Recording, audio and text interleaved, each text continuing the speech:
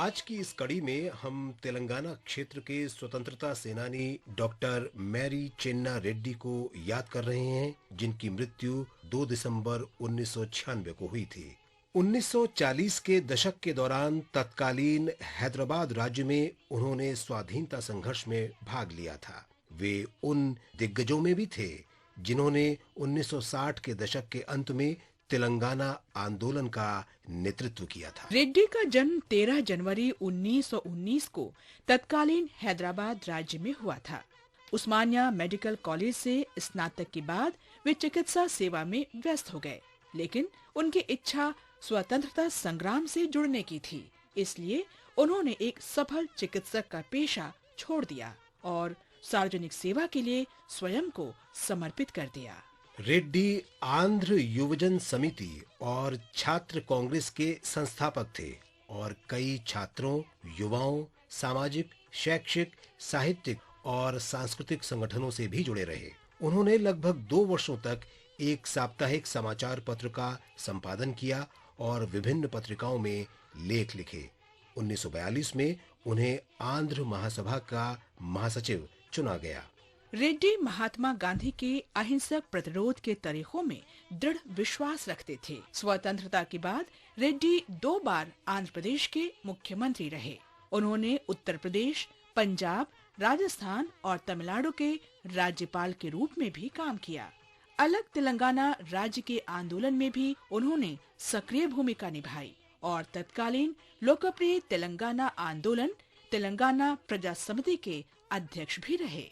वे जीवन के अंतिम समय तक जनसेवा के अपने उद्देश्य के लिए प्रतिबद्ध रहे। हम इस महान राष्ट्रवादी स्वतंत्रता सेनानी को नमन करते हैं। हम मुंगी वीरैया और उनके साथियों को भी याद करते हैं, जो हैदराबाद की निजाम की सेना से लड़ते हुए 2 दिसंबर 1946 को शहीद हो गए थे। निजाम के सैनिकों ने किसान विद्रोहियों की तलाश में तेलंगाना के नलगोंडा के मल्ला रेड्डी गुडेम गांव पर छापा मारा था। मुंगी वीरैया 600 से अधिक ग्रामीणों के साथ इसका शांतिपूर्ण तरीके से प्रतिरोध कर रहे थे, लेकिन सैनिकों ने उन पर गोलियां चला दी, जिसमें वीरैया और कई अन्य किसानों की भी मृत्यु हो गई। हम इन सभी शहीदों को सलाम करते हैं।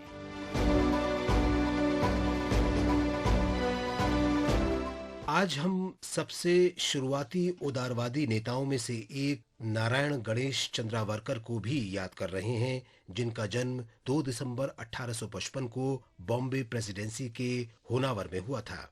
1881 में उन्होंने कानून की डिग्री प्राप्त की। चंद्रावरकर इंग्लैंड में भारत के पक्ष में जनमत तैयार करने के लिए 3 सदस्यीय प्रतिनिधिमंडल के सदस्य के रूप में 1885 में लंदन गए। बाद में वे भारतीय राष्ट्रीय कांग्रेस के कार्यों में जुट गए और 1900 में इसके वार्षिक सत्र के अध्यक्ष चुने गए। इसके बाद उन्होंने सक्रिय राजनीति से अवकाश ले लिया। 1901 में महादेव गोविंद रानाडे की मृत्यु के बाद प्रार्थना समाज का नेतृत्व उन्होंने संभाला और सामाजिक कार्यों में लग गए।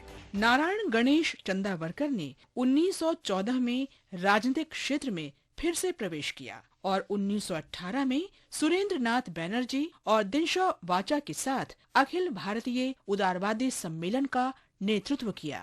1920 में उन्होंने जलियांवाला बाग अत्याचारों पर ब्रिटिश अधिकारियों द्वारा गठित हंटर कमेटी की रिपोर्ट के विरोध में बॉम्बे में आयोजित जनसभा की अध्यक्षता की। चंद्रावरकर की सलाह पर ही गांधी जी ने असहयोग आंदोलन समाप्त कर दिया था।